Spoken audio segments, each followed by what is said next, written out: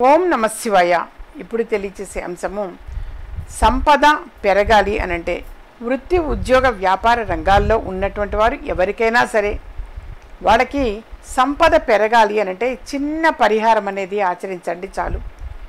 గురువారం రోజున ఒక పసుపు రంగు వస్త్రము అనేది తీసుకొని ఆ పసుపు రంగు వస్త్రం చాలా చిన్నది తీసుకొని అందులో ఒక 5 యాలక్కాయలు వేయండి. 5 యాలక్కాయలు అందులో వేసి చక్కగా అమ్మవారి పాదాల దగ్గర పెట్టి ఉంచండి. మీ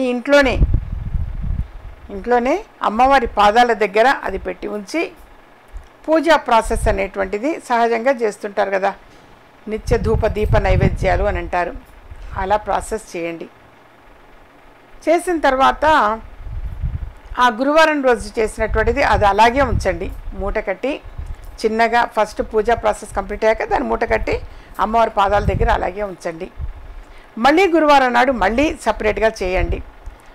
మరి పాతది అంతకు పూర్వం గురువారం రోజు చేసింది తీసి మీరు మామూలుగా వాడుకోవచ్చు. ప్రసాదంగా యాలక్కాయల్ని ప్రసాదంగా స్వీకరించవచ్చు. ఆ పసుపు రంగు వస్త్రము అనేటువంటిది ఆ వస్త్రము తీసి అదే వస్త్రంలోనే మీరు మరొక 5 యాలక్కాయలు సపరేట్గా వేసేయండి.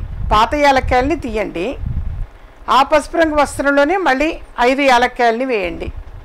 వేసి పూజ ప్రాసెస్ చేసుకొని తర్వాత మూట కట్టి పెట్టండి. మళ్ళీ తర్వాత గురువారం నాడు కూడా సేమ్ ఈ 5 యాలక్కాయలని తీసి మళ్ళీ సపరేట్గా ఇంకొక 5 యాలక్కాయలని వేయండి.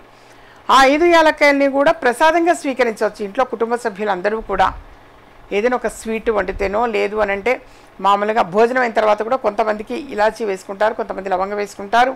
ఆ విధంగా యాలక్కాయనైతే మీరు సద్వినియోగపరచుకోవచ్చు. ఇలాచి యాలక్కాయతోటి టీ కూడా పెడతారు.